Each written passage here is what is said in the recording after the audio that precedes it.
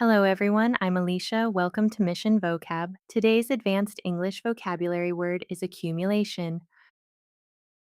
Accumulation is a noun meaning the gradual gathering or increase of something over time, or the amount that has collected, often through repeated additions rather than one sudden change. For example, the accumulation of dust blocked the air vent, so the office cleaned the system before the equipment overheated. The steady accumulation of savings gave Chris enough money to replace his failing car without taking out a loan. The case depended on the accumulation of evidence from emails, receipts, and interviews, which eventually revealed how the fraud had worked. Synonyms for accumulation include buildup, collection, gathering, and increase.